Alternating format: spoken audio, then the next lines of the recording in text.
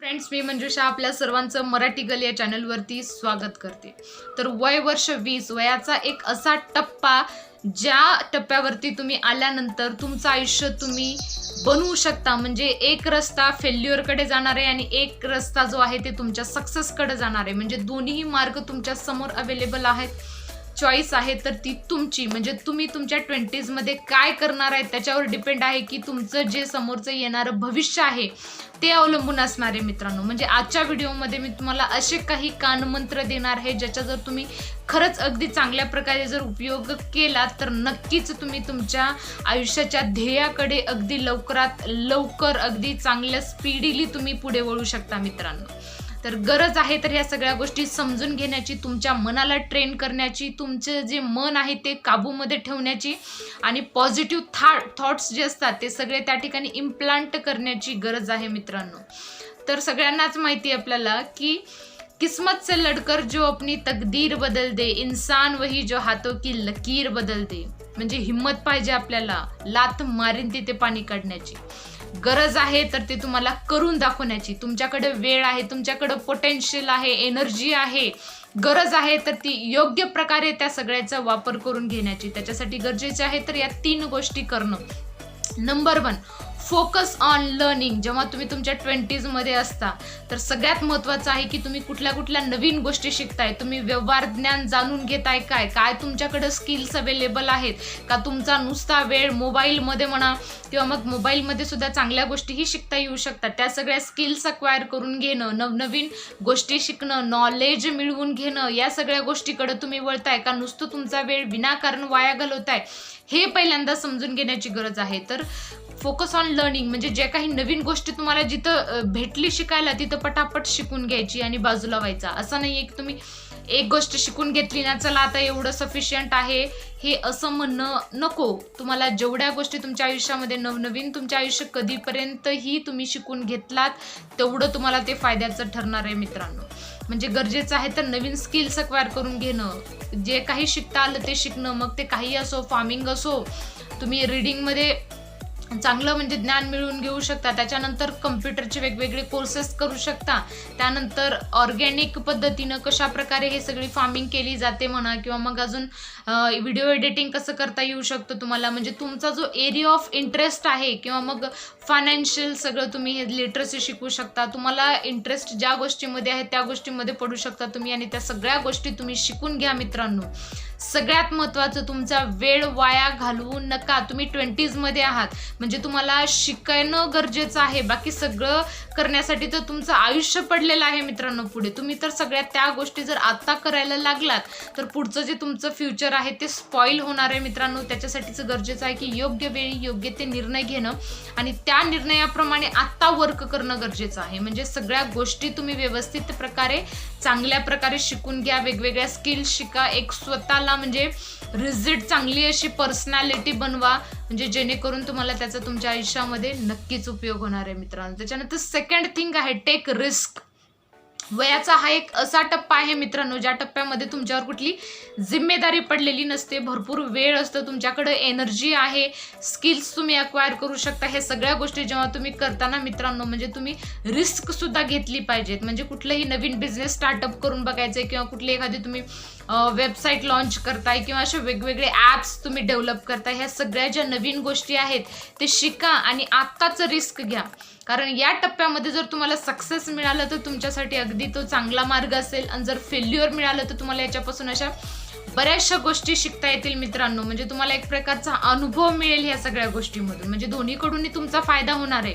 आणि सध्या तुमच्यावर कुठली जिम्मेदारी नसल्यानं तुम्हाला फेल्युअर जरी आलं मित्रांनो तरी सुद्धा तुम्हाला तेवढा कुठला म्हणजे परिणाम होणार नाही. म्हणजे हे जे असं वय आहे त्या वयामध्ये तुम्ही रिस्क घेणं तुमच्यासाठी सोपं होऊन जातं.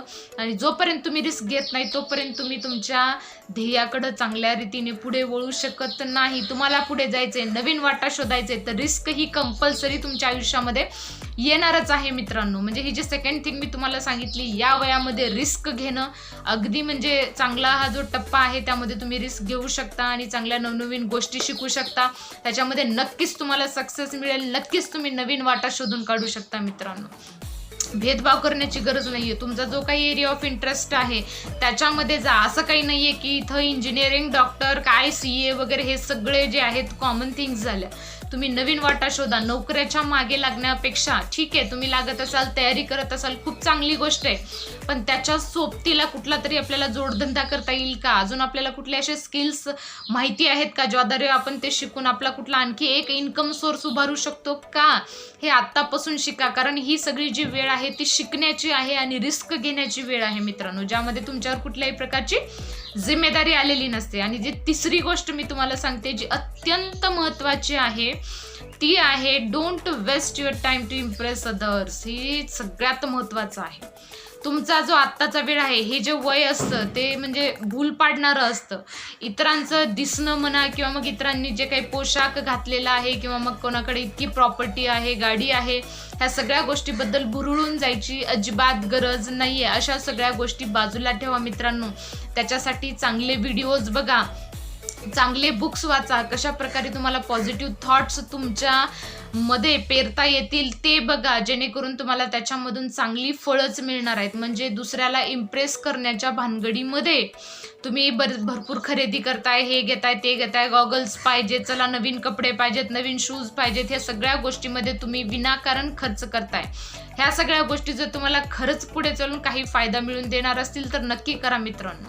पण ह्या गोष्टीमुळे तुमचं जर वेळ वाया जात असेल, तुम्ही विनाकारण तुमचा वेळ वाया घालवताय, एनर्जी वाया घालवताय, तर तुम्हीच विचार करा की तुम्ही काय करताय मित्रांनो. गरज आहे थोडंसं थांबण्याची आणि खरंच विचार करण्याची.